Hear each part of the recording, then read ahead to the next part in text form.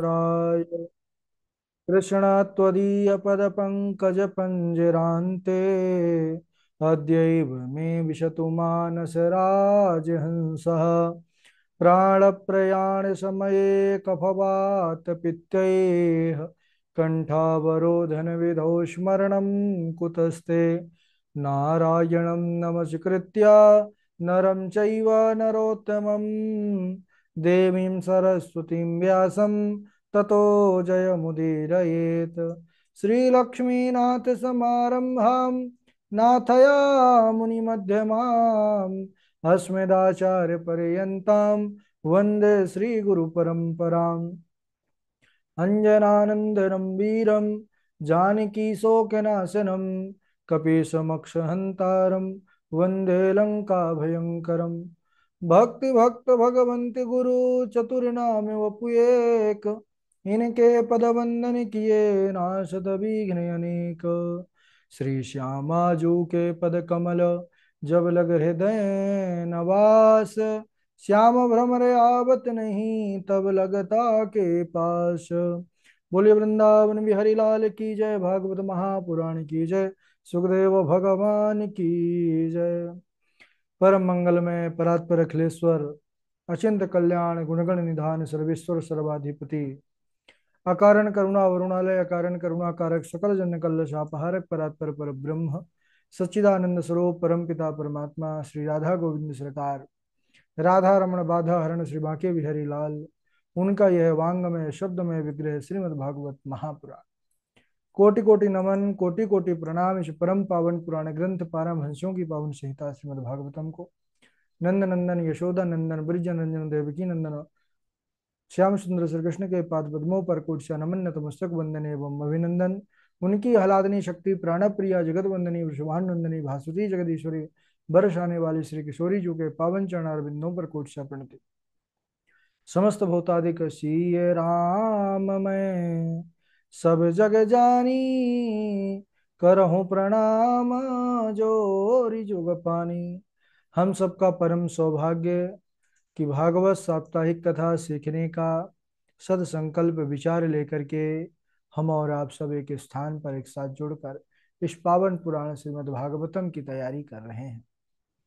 जीवन में ऐसा पावन पुनीत अवसर जब हमारे बांके बिहारी लाल की असीम अनुकंपा, उनकी अकारण करुणा बरसती है, तब जाकर के सौभाग्य होता है।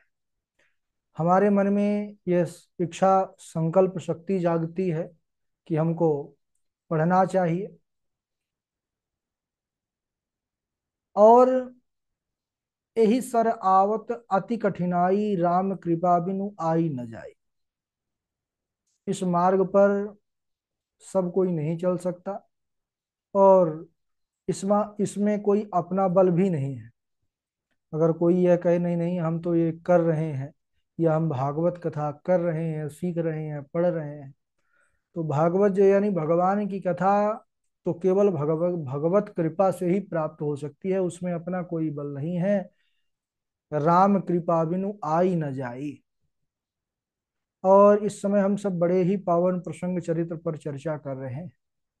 अष्टम स्कंद पर हम सबका प्रवेश हुआ है।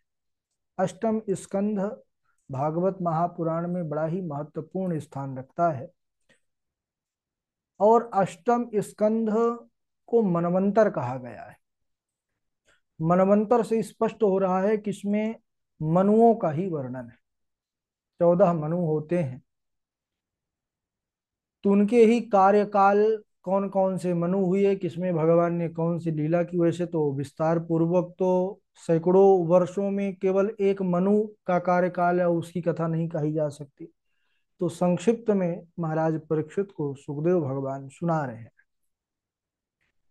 हम सब ने कल श्रवण किया कि राजा परीक्षित सुखदेव जी से प्रश्न करते हैं कि स्वायंभुवस्येह गिरो वंशोयम विस्तराश्रितः यत्र विश्व सृजाम सर्गो मनु नन्यान वदस्व।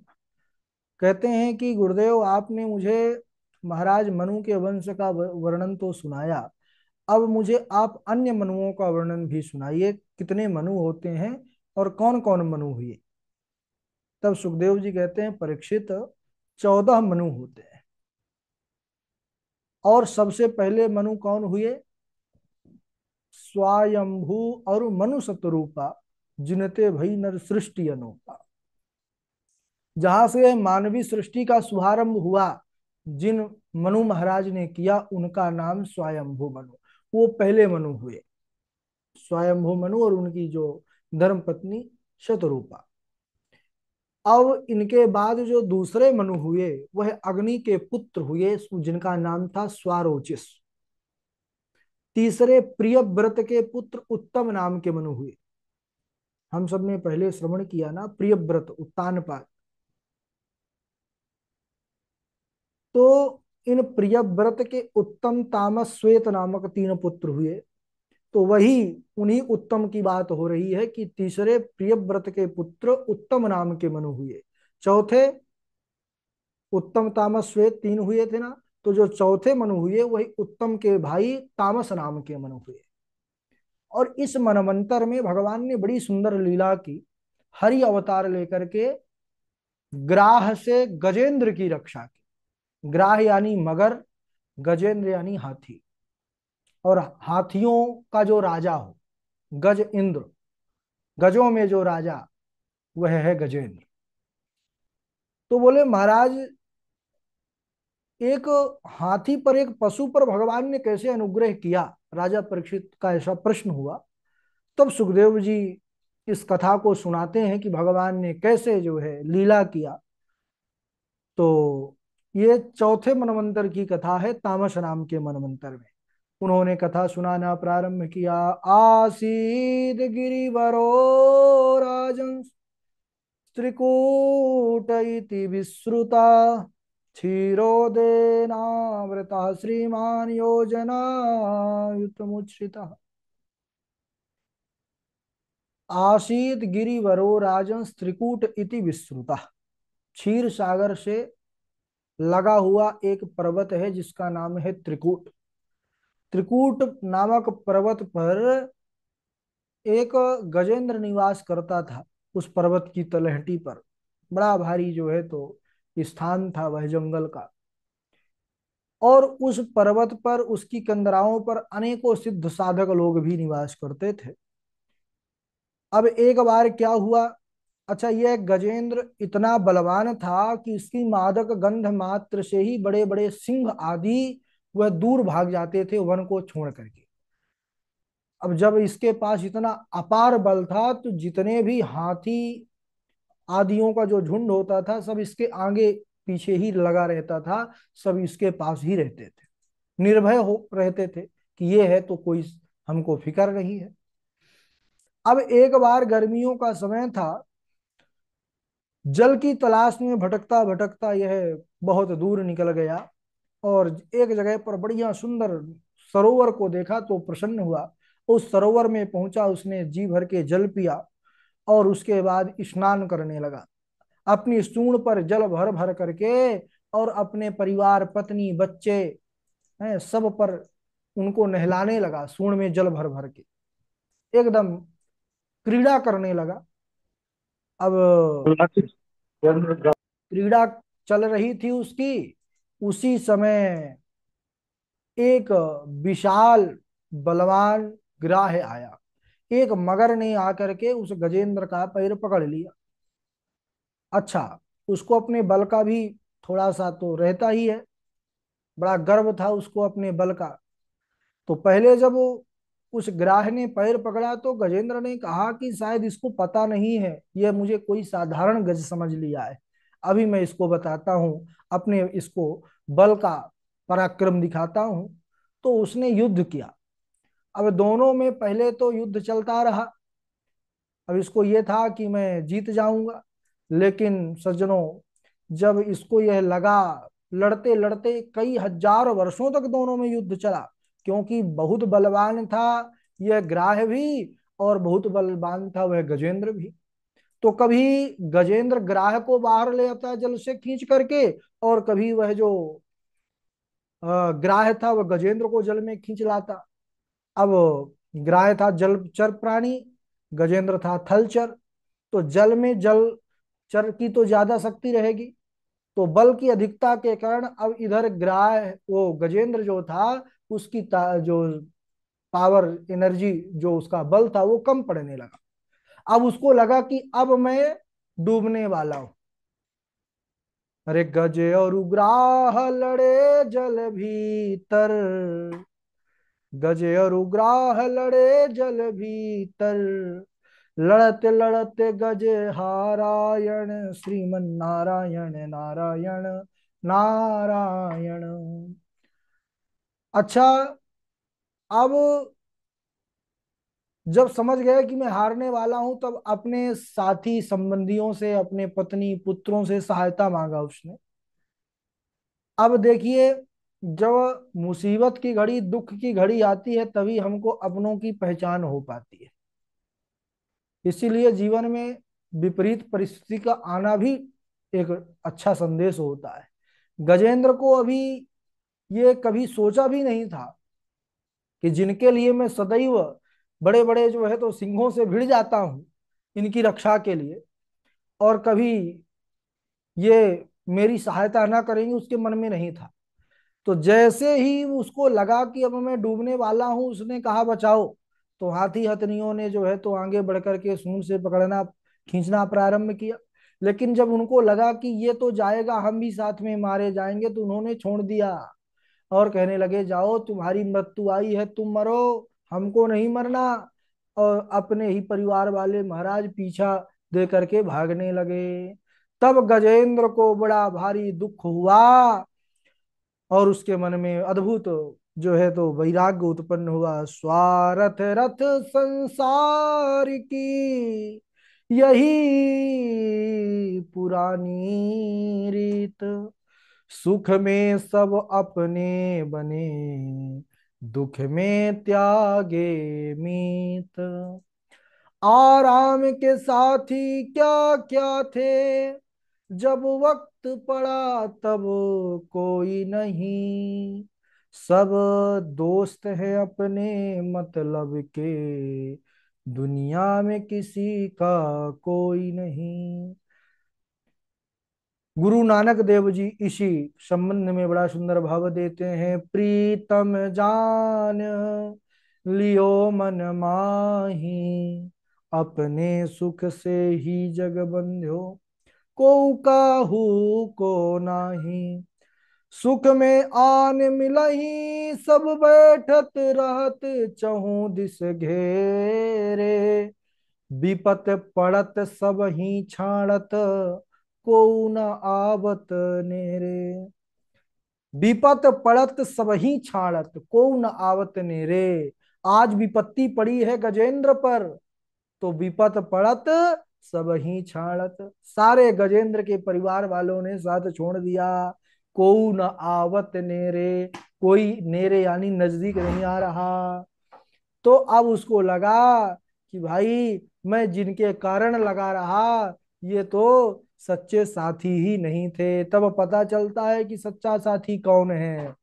सच्चा साथी कौन है जीव का? भगवान है, परमात्मा है। अच्छा, परमात्मा की याद कब आई? जब उसको लगा कि अब बस मैं जाने वाला हूं। जब भर सूण रही जल बाहिर, कब? जव भर, जव होता है गेहूं जैसे धान, तो जव भर सूण रही जल बाहिर, तब हरि नाम उचारायण, श्री हरि नारायण नारायण नारायण। केवल जव मात्र सूण बची थी जल के बाहर, अब डूबने वाला था। तभी उसने भगवान हरि को पुकारा है। ओम नमो भगवते तस्मै यत एतत् चिदात्मकम, पुरुषायादि बीजाय परेशाया भी धीमहि। उसने किसी भगवान का नाम नहीं लिया, जो जगत के आदि कारण हैं, समस्त प्राणियों के अंतर हृदय पर निवास करने वाले परम पिता परमात्मा है। उन परमेश्वर को मेरा नमस्कार है, वही मेरा जो है कल्याण करें। बड़े बड़े देवता सोच रहे थे मेरा नाम ले तो मैं जाऊंगा। अब भगवान ने कहा, भगवान अनामी भी हैं, ना उनका नाम है, ना रूप है, ना गुण है।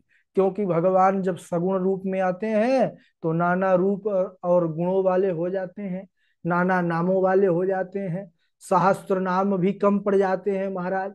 है भगवान के अनंत नाम है, लेकिन वह निराकार में फिर अनामी भी बन जाते हैं। भगवान ने कहा हम ही को पुकार रहा है।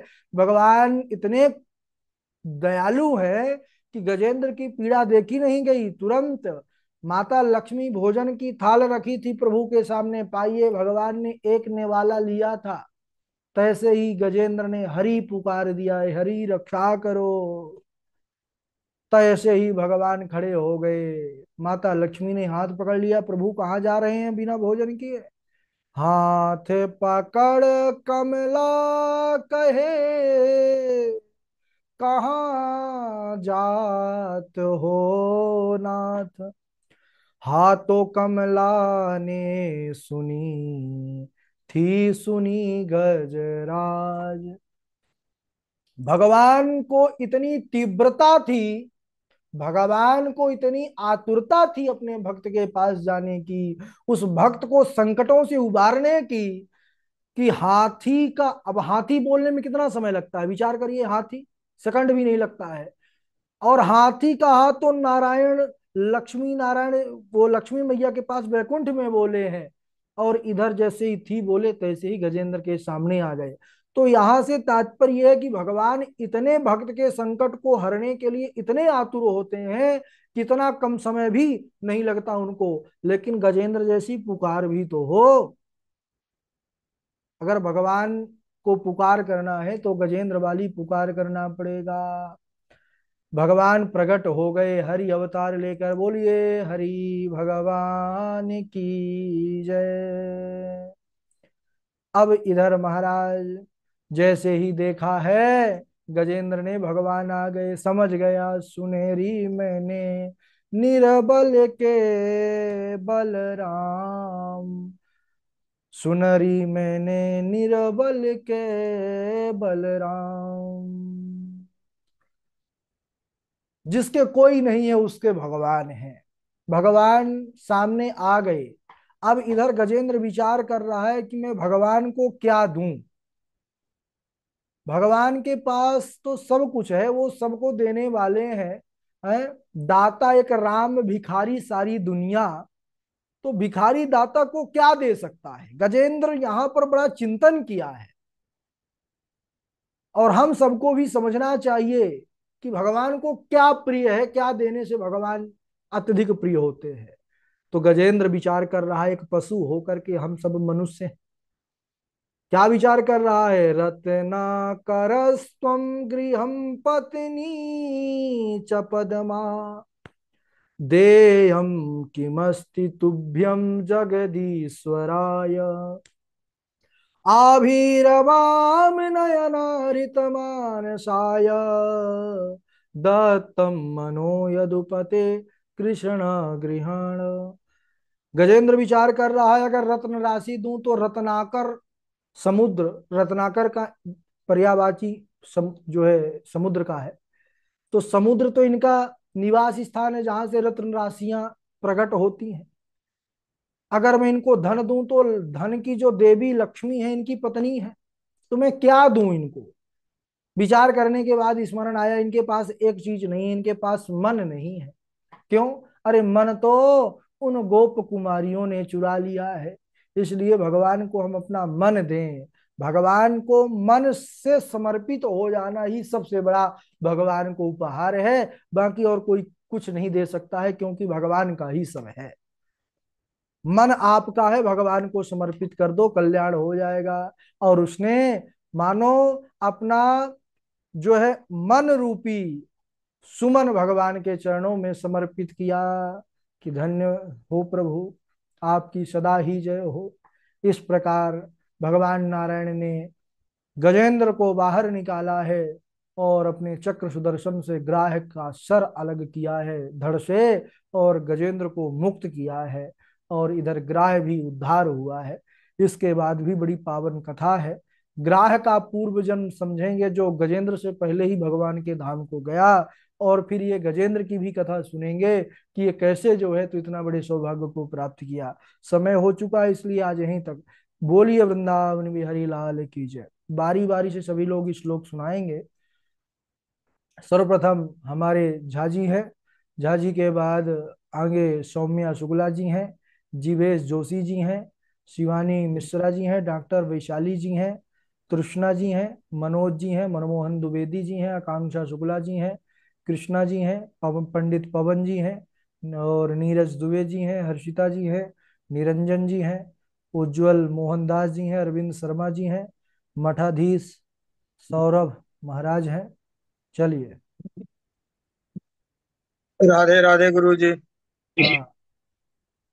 भगवन श्रोतुमिच्छामि नृणाम धर्मं सनातनम् वर्णास् वर्णाश्रमाचारयुतम् यत् पुमान् विन्दते परम्।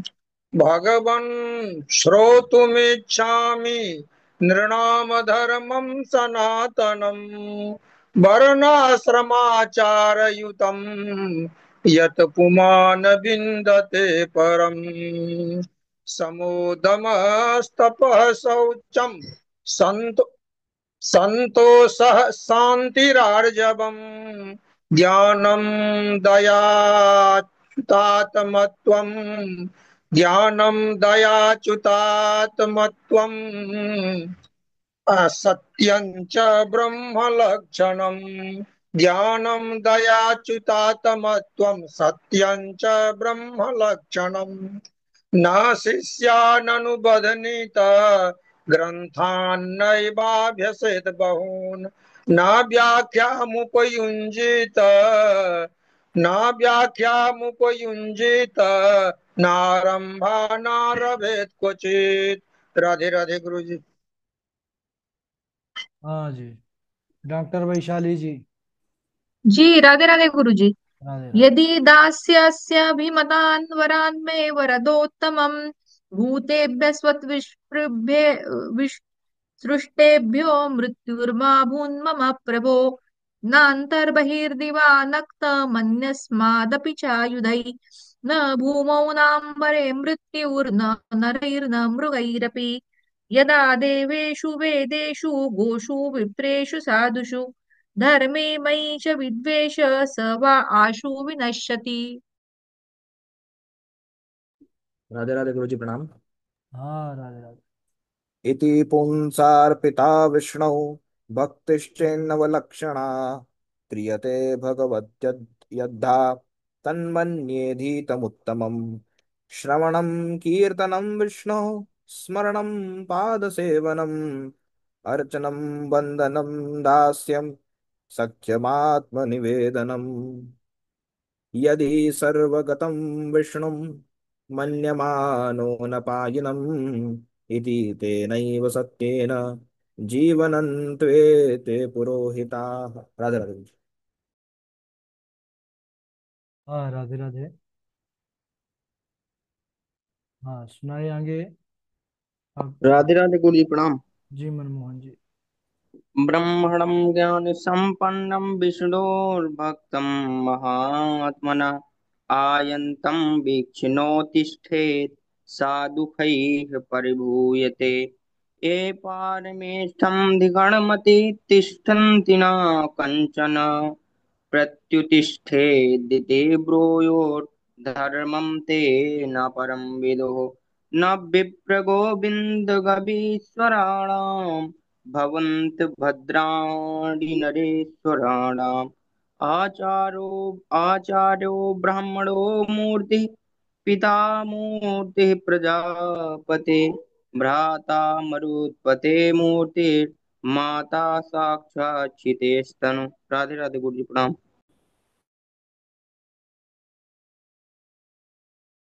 ठीक है, राधे राधे। आगे सुनाए। सौम्या जी हैं, आकांक्षा जी हैं। राधे राधे गुरु जी। सुनाइए। न नाकपृष्ठं न च परामेष्ठ्यं न सार्वभौमं न साधिपत्यं न योगसिद्धिरपुनर्भवं वास मञ्जस्त्वं विरह्यकाञ्चे अजातपिच्छा इव मातरं खगाः स्तन्यं यथा वत्सतरा क्षुधातराः प्रियं प्रियेवो विश्रुतं विषण्णा मनोरविन्दाच्छ दृदुच्छते त्वाम्। राधे राधे गुरु जी। जी जी। कृष्णा जी। राधे राधे गुरु जी। हम्म, भगवच्चोतुमिच्छामि नृणां धर्म सनातनं वर्णाश्रमाचारयुतं यत पुमान् विन्दते परम् शमोदमस्तपः शौचं सन्तोषः शान्तिरार्जवम् ज्ञानं दयाच्युतात्मत्वं सत्यं च ब्रह्मलक्षणम्। राधे राधे गुरु जी। हाँ, राधे राधे। आगे सुनाए पंडित पवन जी। जी राधे राधे गुरु जी प्रणाम। राधे राधे। भगवन् श्रोतुमिच्छामि नृणां धर्मं सनातनं वर्णाश्रमाचारयुतं यत् पुमान् विन्दते परम् प्रमोदमस्तपः शोचं सन्तोषं संतोषा क्षांतिरार्जवम।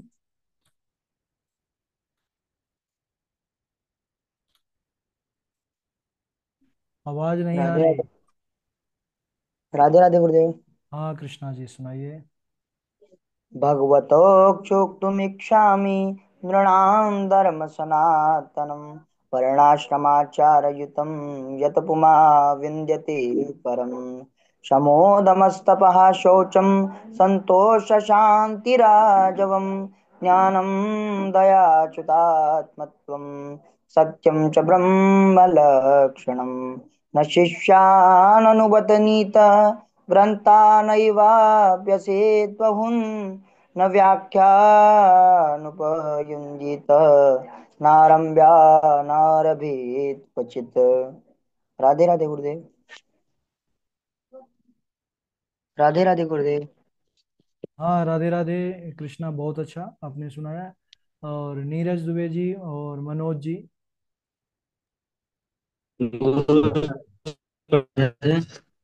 हाँ सुनाइए। गुरु जी मैं आज के श्लोक नहीं याद कर पाया हूँ, पुराना सुना दूं? सुना दीजिए। न तुम विदर्भ दुहिता नायं वीरः सुहृत्तव न पतिस्तुम पुरं जन्य रुद्धो नो मुखे यया माया हेषा मया सृष्टा यत् पुमांसं स्त्रियं सतीं मन्यसे नो भयं यद्वै हंसौ पश्यावयोर्गतिम् हंसौ पश्यावयोर्गतिम्। राधे राधे गुरु जी प्रणाम। राधे राधे। हाँ जी, अरविंद शर्मा जी हैं, मनोज जी हैं। राधे राधे गुरु जी। राधे राधे।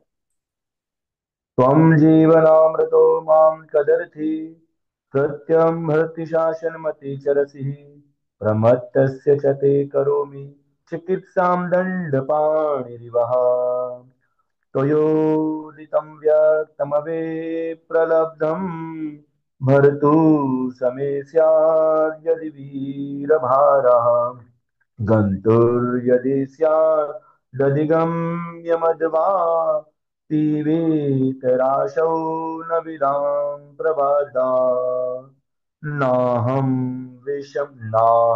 विशङ्के सुरराजवज्रान् न त्र्यक्षशूलान् न यमस्य दण्डात् नान्यर्कसोमानिलभ्येत